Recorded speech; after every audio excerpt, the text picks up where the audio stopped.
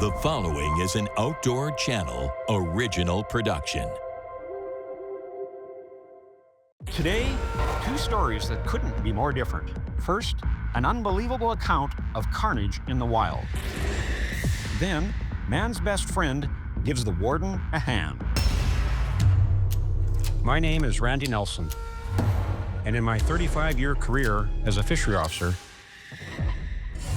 I became known as the best investigator in British Columbia. Just leave him out here to rot. As a best-selling author, I've contacted hundreds of wardens from all over North America to hear their tales. There's a lot right there. See this? Oh, look at there. We have a warrant to search your premises. There's spotlight. These are their case files. Game warden, put your guns on the ground. Officer down. You're under arrest.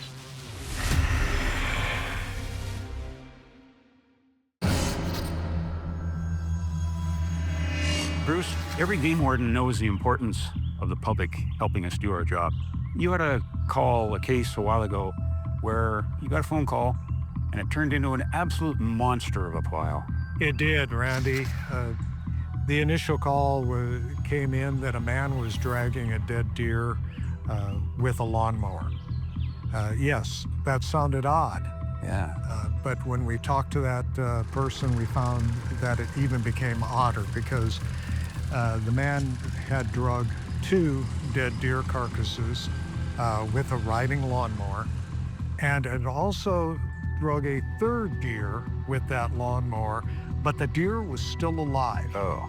So as the man was dragging the deer with the lawnmower, and the deer was struggling on the ground, he stopped the lawnmower, got out, and essentially finished the deer off until the deer had stopped moving, and then drugged the carcass off. Warden's office. Hi, I have an unusual reason for calling. I think one of my neighbors is killing deer on his property, but there's something off about it. Why? Can you tell me what you've seen? Well, I think he was dragging deer behind his lawnmower earlier, and then he dragged a third, and it wasn't quite dead, and he started beating on it until it died. Wow, that is really unusual. Will you do me a favor and give us a call back if you see any more odd behavior out there? Sure. All right, great. Thank you very much. I mean, game wardens see animals suffer, but this had to be gut-wrenching to see. It's why I became a game warden.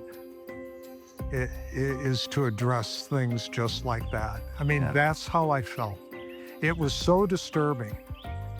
It made me feel that I was in the right profession to address exactly that kind of activity, because it was so disturbing, and it went so much against what I believed that something needed to be done about it. So how do you start looking into something like that? I mean, that's disturbing. It quickly became apparent that this was beyond a simple case. Yeah. Because it also became apparent that there had been suspicions among the people living around this gentleman that he had been shooting deer for actually quite some time. You have to get more than that. You need evidence. We developed a rapport with the person who reported this, and he agreed to give us more information as he saw it. Right. Now, one afternoon, I got a call from the original person who recorded this. He said he had actually seen this guy shoot a deer. Oh. So now we're getting more specific information as time goes on. Right. And according to that report, he had seen the guy shoot the deer and load the deer up and take the carcass not on his own property, but on a nearby county road. So the investigator, Daniel Beach, and I went out to find the carcass, and we found it exactly as described. So now we had something even more specific. Right. And as we're going along, we're gathering more concrete information. So Investigator Beach continued to watch the property. And at about 4 o'clock that afternoon, he watches the man step out of the back door of his home, carrying a scoped rifle. He sees the man point the rifle at the deer and apparently shot, because a short while later he hears the pop. Yeah. Then he watched the man drag the deer carcass onto his property. Now we had enough information for a search warrant.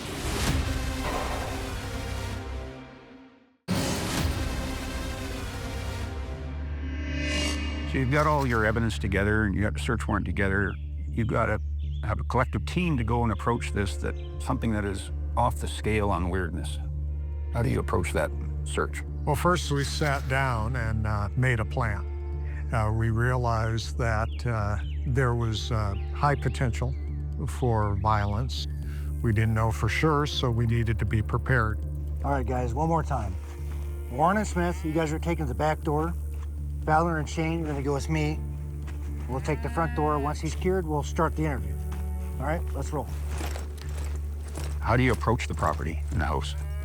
Well, the house was somewhat unusual. It was a modern style house. It had large windows on both sides, and that meant that anyone inside the house could see us coming. So that affected the way that we approached the house. All right.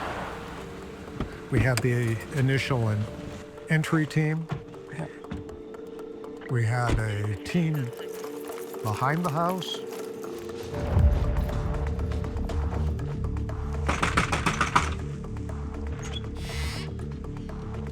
Hello? Hey, how you doing today? Good. What's this all about? Warden Sigliano? We have a warrant to search your premises. Will you please turn around, sir? I need to secure you while we do our search. They began to do an initial search for weapons, things that would affect officer safety. The initial entry team then switched to searching the house. They split up to search the house, and then we had a team that searched the grounds. Right. What's going on? We had a phone call about some really unusual activity going on here at your premises. I don't know what you're talking about. Well, you can either talk to me now, or you can have your attorney present. He thought about that for a moment, and it was almost like he was going to agree to it. And then he said, No, actually, I want my lawyer.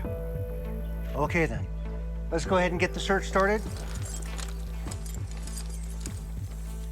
given what I had known, in my head I was thinking, yes, you need to talk to a lawyer. So I wasn't really surprised. He seems relatively cooperative. He didn't want to talk to you for obvious reasons, but where do you go after the warrant? Yeah, he was cooperative in the sense he wasn't trying to be violent or give us any trouble. He was exercising his rights. Did you get a firearm? Yes, we did. We recovered the rifle by the door, pistol. There was a lot of .22 ammunition in the bedroom closet, a lot of .22 spent cartridges on the patio surrounding the house. Yeah. And then our search team found 81 carcasses.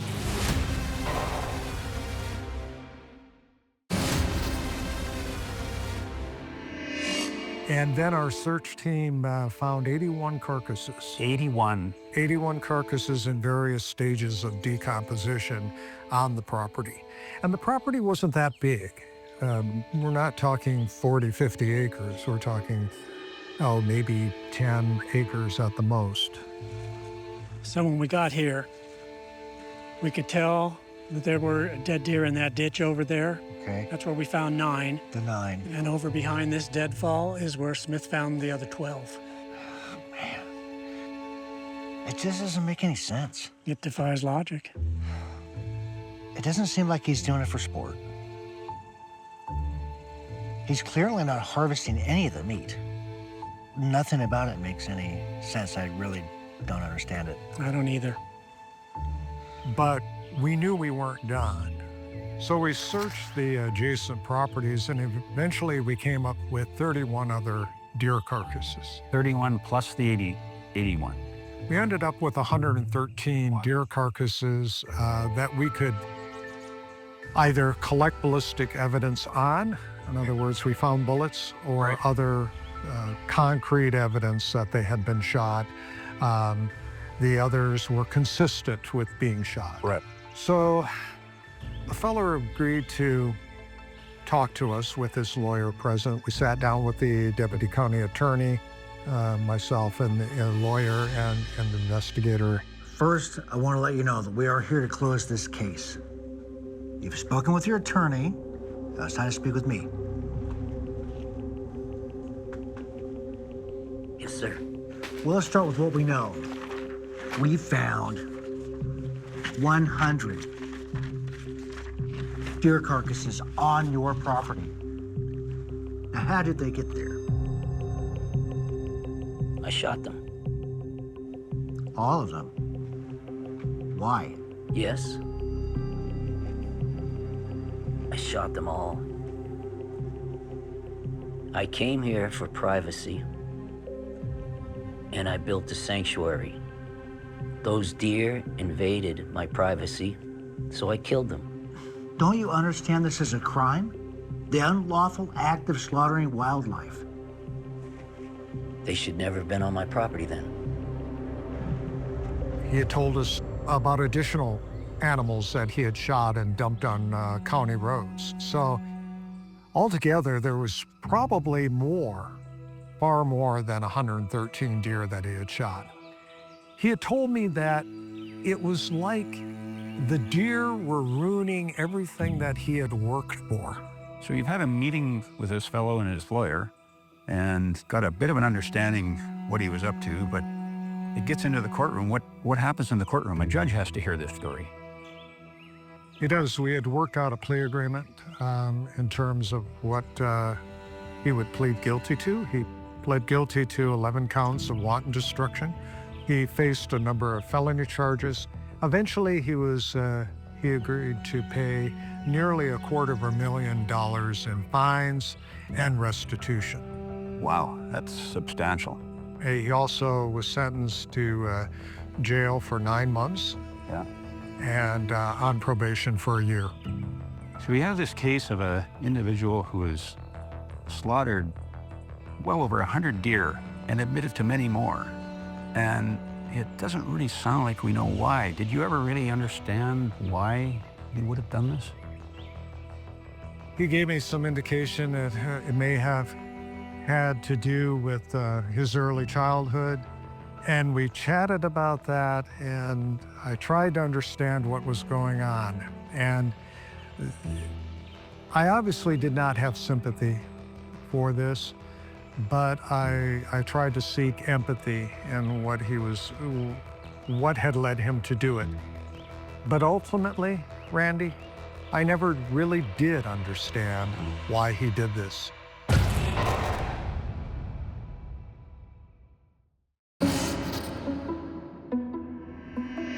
Kip, I've known you since the start of your career, actually starting your career, I think. Yeah, like 97, we go way back. You hired me. You're the first one to give me a full-time job.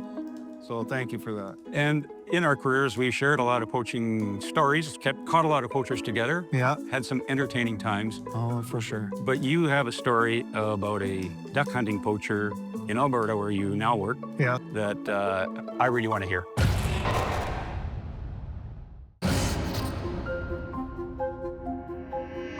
To take you there, it was in southern Alberta. I and my partner, he was in a separate truck, and a local fish and wildlife officer from Alberta was there.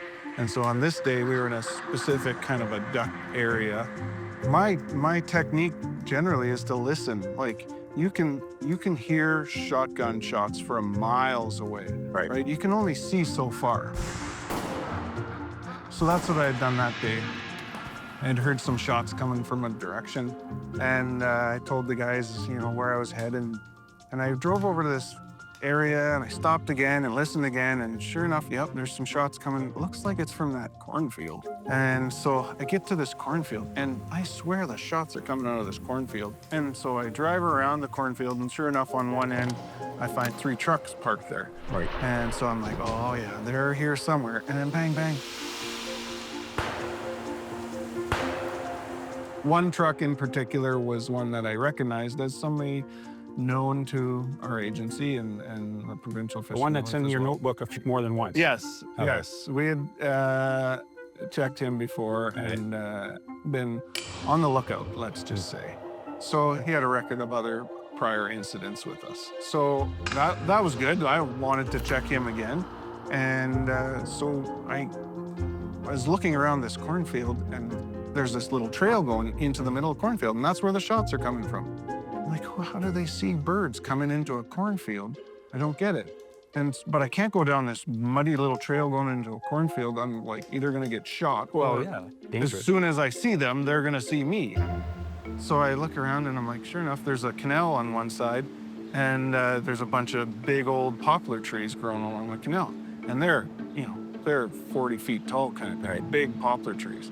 So I'm like, this was a couple of years ago, so I'm just feeling pretty limber. So I scramble up, I grab my binoculars and scramble up this poplar tree. And it got a little dicey a couple of times, you know. They get smaller as you go up, right? Like The any branches get smaller as you go up, and I needed to go up pretty high to see. And so I'm waving around in the wind, and luckily it's movement, and there's still leaves, so it was blending me in. I was worried they were gonna see me. So, I'm looking down, and sure enough, in the middle of this cornfield, there's this giant patch where the pivot, the irrigation pivot, is leaking water, lots of water. It's got sprung a leak, and there's a lake in the middle. So what thoughts are entering your mind now? You're up on this tree waving around. Yeah. You see the guys out there you want to get. Yeah. You can't go up and get them. What are you thinking about? I'm thinking this is perfect. I can see them really well, and they can't see me. I thought it was perfect. I thought it was a genius. So they're in this puddle in the middle, and the ducks are just piling in. I also wanted to make sure I didn't get shot because I was pretty close by. They're shooting at flying birds that fly in all directions. Right. And these guys were hammering ducks. Like they didn't even have decoys. They didn't need a robo duck. The ducks were coming in. And so there's 4 guys in there, and one of them had a dog, which turned out to be the guy I was looking for. Okay. And they made quick work of shooting you're allowed 8 ducks per person per day. Yeah. And so they must have got their ducks really quickly. And they were packing up in no time. And you're still in the tree. And I'm still in the tree. So just as they're packing up, I'm like trying to figure out, well, I got to scramble down out of this tree and get to their trucks before they see me here. I just don't want to give away my position. Right. And as I'm just about to go down the tree, and I see my guy wing a duck over his shoulder, just launch one into the cornfield. And I'm like, I know what that one was. Right. That's their 1 over limit. Yeah. Yep, let's go look. They're coming out. I scramble down the tree and pretend I'm nonchalantly sitting beside the trucks, and I just happened to just show up when they came out of the field. And they didn't know I had been in the tree. And so they come out, and I talked to them, hey, how's it going? You know, I was a nice guy. And checked their licenses. Everybody had licenses, pet the dogs, checked their firearms, all the stuff. They were good for everything. Oh, how many birds you got? We got our limit. Wonderful. And I'm like, oh, that's great. I did not know that. That's good. Good job. So what about that 1 extra duck that you threw into the cornfield? There's a lot of blank faces, and no, we didn't do that. No, I was training my dog. I trained my dog, right? I take a dead duck and I throw it, and he retrieves it. Right. I'm like, well, yeah, I saw you doing a little bit of that, but not at the end. There was 1 duck at the end. He's like, nope, this is our limit. That's all we have. I'm like, okay. So you wouldn't mind if I, send your dog into the cornfield to see if he finds an extra duck? And yeah, well, I guess not. What made you think of that on the spur of the Well, moment? I was like, there's no way I'm finding this duck. Oh, Like, no. it's in the middle of a standing cornfield. The corn's 10 feet tall. I'll never find it. So this request was So- kind of a shot in the dark. Oh, yeah. It was, Okay. it was like either this works or it doesn't. Yeah. If it doesn't, I got nothing. I'm like, okay, boy, go. So he says, okay. So I'm like, here we go. I went into the cornfield down the trail. He was with me.